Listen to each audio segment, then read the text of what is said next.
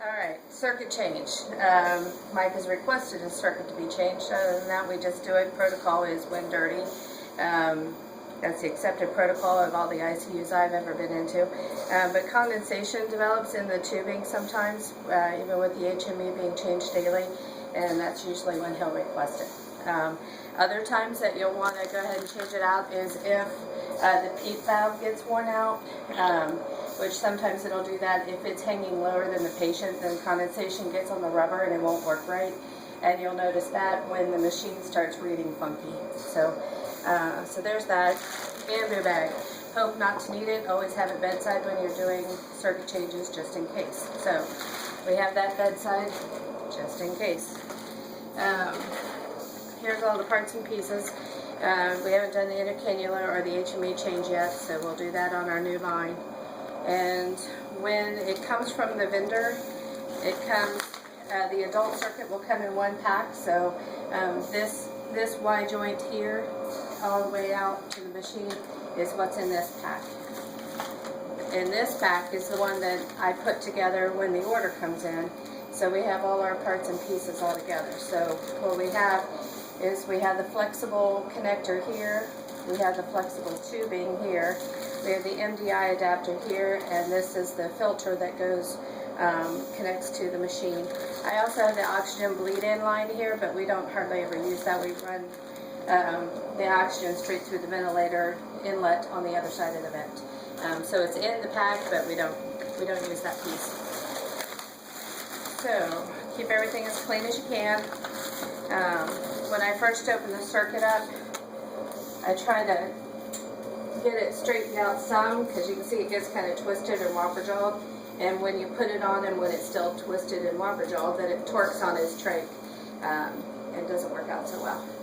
So this piece is the piece that's going to go on the filter, and these connectors are what's going to go on the side of the ventilator. These pieces, they all have names, of course, exhalation, inlet valve. Anyway, you can't screw it up. So when you look at the machine, just in case you don't know what order to put these in, look and see how it is before you take it off. But it's going to be white, yellow, and nothing.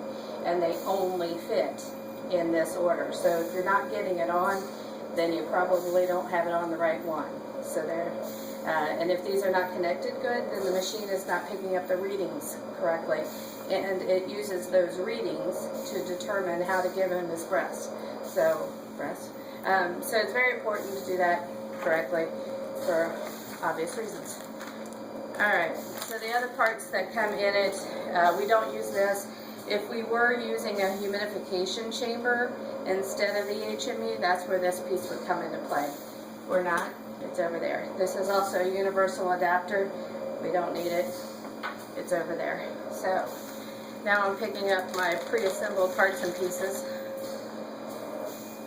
and it's going to go on here.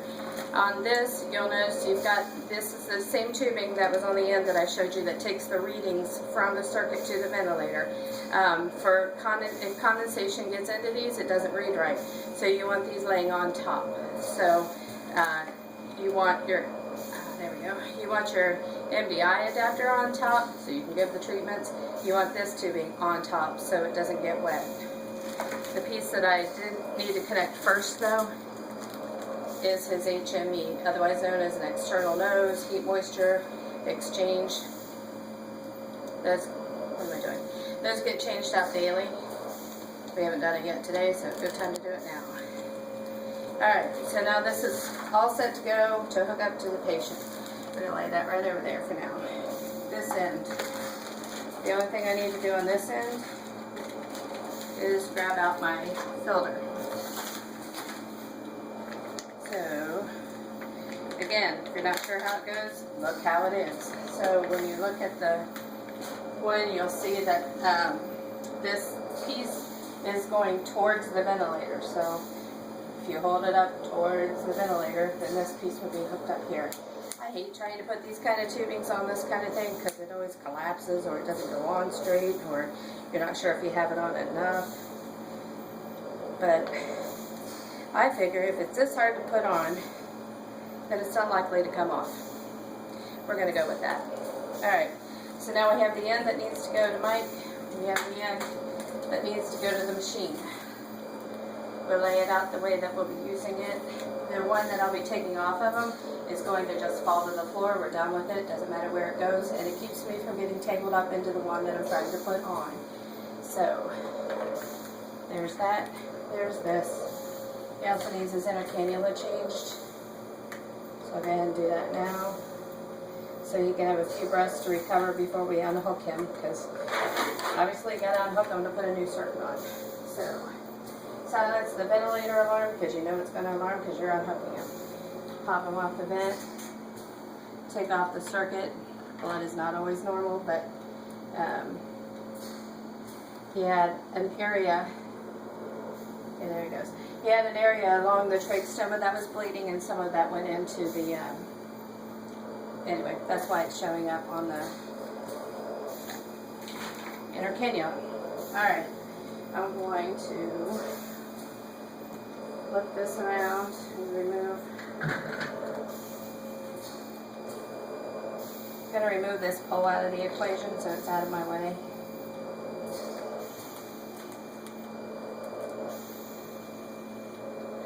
There's that. And there's that. At least it's in the face, right? Alright, pulls out of the way. So now here he is, here this is. You can see the side of the ventilator. This is where we're going in. So those white, yellow, clear, and your filter piece. So you make sure you have everything lined up where you need it. You can only do one end at a time. I picked the ventilator end, and again, my ambu bag is right there. If possible, do this when you have another person here, another nurse, another somebody. It's easily done with one person, but as a backup, wouldn't hurt to have somebody else. All right, keep in mind that when he is unattached anywhere in this vent circuit, he's not breathing. So you're going to want to do it quick. So you ready? Everybody ready? Yeah? Alright, cool. Alright, off this goes. That untwists, that pulls off. That's out of the equation. Pop that on. Grab these. It was, what was it again? White, yellow, clear. Clear. Can only go on one dead way. There we go. White, yellow, clear. Popped on. Only thing left to do is unhook him here, hook your new one back on, and set your PEEP valve. So, right now he doesn't have any PEEP. This is an external PEEP valve. PEEP is positive end expiratory pressure.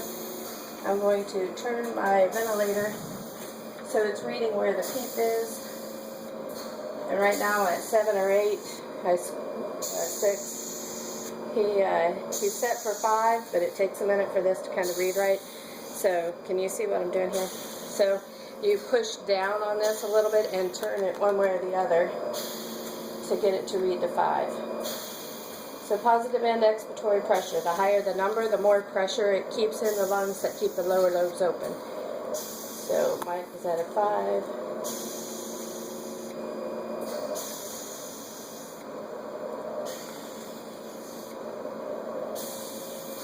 We're hanging around a 6 or a 7, and there we got a 5, so I'm going to leave that there. Alright, take the old circuit out of the way. Mike, you breathing alright? Feel good? Then we're done. That's it. Thank you.